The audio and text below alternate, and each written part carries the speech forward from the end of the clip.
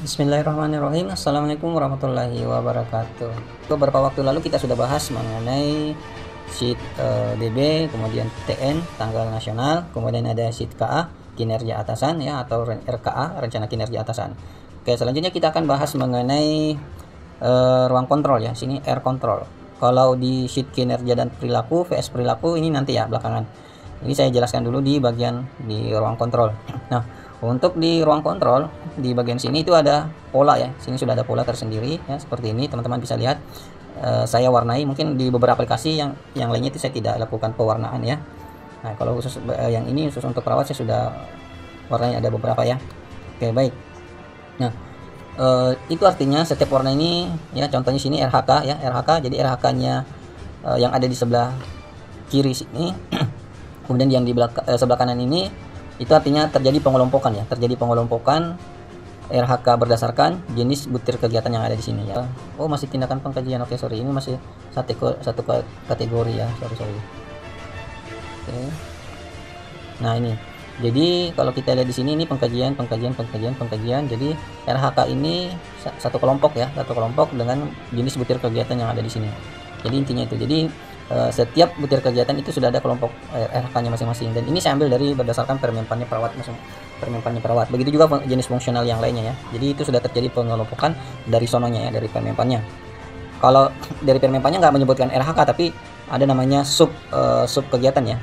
Jadi kemudian ini adalah kegiatan-kegiatannya, sub dari sub kegiatannya. Jadi ini sub kegiatan, kemudian ini adalah sub kegiatan. Nah, jadi seperti itu modelnya, dan ini berdasarkan sub-subnya tadi itu terjadi pengelompokan, dan inilah hasilnya ya. Oke, selanjutnya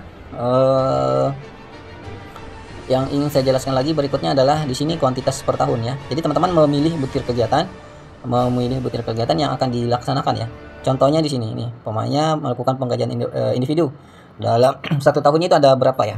Jadi teman-teman bisa lihat di rate kunjungan ya, rata-rata kunjungan yang ada di puskesmasnya atau yang ada di rumah sakitnya atau yang pernah ditangani dalam waktu 1 tahun yang lalu atau 2 tahun yang lalu. Teman-teman coba rata-ratakan di situ berapa total kunjungannya. Jadi umpamanya pengkajian individunya ada 500 umpamanya, jadi ketikkan 500. Kalau ada 800 nanti ketikkan 800 di sini ya, seperti itu. Begitu juga dengan pengkajian keluarga dan seterusnya. Jadi cukup entrikan angka di sini. Ketika teman-teman mengentrikan angka di sini berarti secara otomatis inilah kegiatan yang akan teman-teman pilih ya. Nah, kalau ini kosong berarti ini teman-teman kegiatan ini tidak dipilih ya secara otomatis. Nah, kemudian jadi ini adalah kuantitas dalam 1 tahun. Perlu diperhatikan bahwa selanjutnya perlu diperhatikan bahwa ketika menuliskan sebuah kuantitas di sini, usahakan di sini nilainya genap ya, yang bisa terbagi habis ya, yang bisa terbagi habis. Contohnya umpamanya teman-teman ini teman-teman entrikan di sini umpamanya 51. Ini kan nilainya ganjil ya, pecahan. Jadi dia tidak terbagi habis kalau umpamanya dia umpamanya kalau dia periodenya teman-teman pilih di sini triwulan, saya contohkan di sini triwulan. Maka nanti di sini kuantitas dalam 1 bulannya itu dalam kuantitas dalam target triwulannya itu nilainya dalam bentuk pecahan ya. Pecahan karena kenapa di sini nilainya ganjil ya. Jadi nilai ganjil ini tidak terbagi habis ya, terbagi habis dengan masa waktu 3 bulan ini ya. Jadi usahakan di sini nilainya, contohnya umpamanya di sini 50, kita tes 50. Nah, ini masih apa namanya? Masih dalam bentuk pecahan ya. Jadi usahakan nilainya, kalau teman-teman di sini dalam bentuk triwulan atau semester ya, usahakan di sini nanti nilainya hasilnya dalam bentuk nilai genap yang terbagi habis ya, terbagi habis. Kita contohkan seperti ini lagi. Oke, saya turunkan lagi jadi 47 umpamanya, 47 atau 48. Nah, jadi nilainya terbagi habis menjadi genap ya. Jadi usahakan tidak ada sisa ya, koma sekian. Nah, jadi itu maksudnya nilainya terbagi habis menjadi nilai genap, tidak ada bersisa koma seperti ini ya, tidak ada bersisa koma. Kalau umpamanya dia periodenya triwulan, umpamanya kalau dia periodenya tahunan seperti ini gitu juga. Nah, kita kembali, saya rasa nggak ada masalah ya, karena memang masa waktunya memang 1 tahun, dan otomatis di sini targetnya juga menjadi 1 tahun ya, 1 tahunnya 50. Oke ya, saya rasa teman-teman paham ya. Nah, jadi yang dilihat itu di sini. Nah, jadi intinya di sini teman-teman mengentrikan sebuah angka di sini, nilai kuantitas dalam 1 tahun yang kira-kira kemudian kalau teman-teman disuruh membuat SKP per triwulan. Nah, di sini nanti nilainya usahakan jangan dalam bentuk pecahan ya. Dalam bentuk angka genap seperti ini. Artinya nilainya terbagi habis menjadi genap.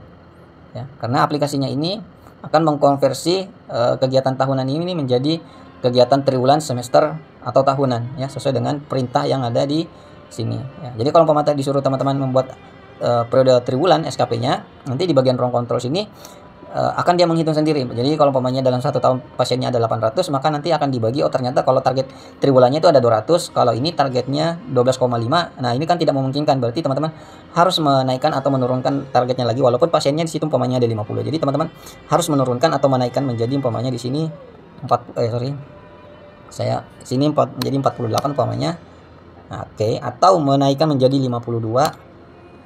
Oke, jadi nilainya itu jadi dalam bentuk nilai bulat sepertinya, tidak ada pecahan di belakangnya 0, seperti ini ya. Oke. Saya rasa sudah paham ya sekitar situ. Kemudian kalau udah selesai semuanya di sini, teman-teman boleh memfilter di sini. Boleh filternya itu nolnya dihilangin centangannya, kemudian oke. Nah, gunanya apa? Ini artinya gunanya untuk melihat teman-teman sudah memilih butir kegiatan dengan kelompok RHK seperti ini ya. Jadi ini ada sudah kelompok RHK-nya seperti ini. Nah, ini teman-teman bisa lihat ya, seperti ini ya. Jadi kejadiannya seperti ini jadinya kalau sudah di filter.